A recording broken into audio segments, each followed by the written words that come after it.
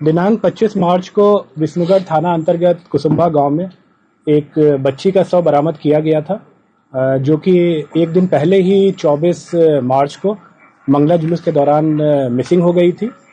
इस संबंध में बच्ची के मां रेशमी देवी के आवेदन के आधार पर विष्णुगढ़ थाने में मर्डर और पॉक्सो के अंतर्गत एफआईआर दर्ज किया गया था।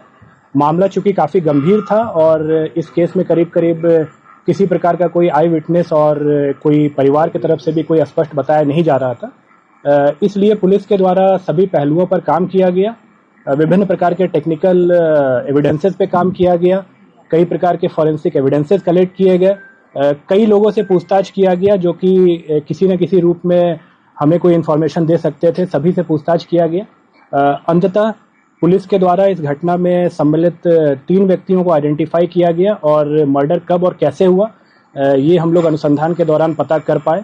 जो 3 व्यक्ति जिनको कि गिरफ्तार किया गया है उसमें एक मृतका की अपनी मां रेशमी देवी है, उसके अलावा गांव की ही एक महिला शांति देवी है जो कि उनको भगतनी भी कहा जाता है और उनके द्वारा मुख्य रूप से तंत्र मंत्र इत्यादि का काम किया जाता है।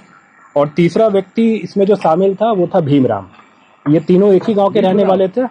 भीमराम और ये तीनों एक ही गांव के रहने वाले थे और हत्या का जो मुख्य कारण था वो मृतका की मां को विभिन्न प्रकार की पारिवारिक समस्याएं आ रही थी और जिसके सॉल्यूशन के लिए बेसिकली ये इस भगतनी के पास गई थी और इसी दौरान एक नरबली के दौरान बच्ची का जान लिया गया।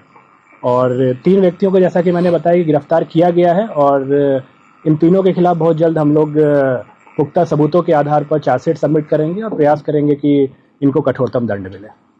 बच्ची का जिसके बारे में बताया जा रहा है 12 वर्ष की बच्ची थी।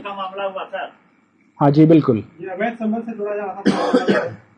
नहीं, जैसा कि अभी जो कारण बताया गया है मैं बता रहा हूँ, बहुत डिटेल में आपको एसपी हजारीबाग के द्वारा ही बताया जाएगा कि क्या इसमें किस प्रकार से चीजें हुई। बट मुख्य रूप से ये नरबली का मैटर था, एक अंधविश्वास का, एक तंत्र मंत्र का ये मैटर था।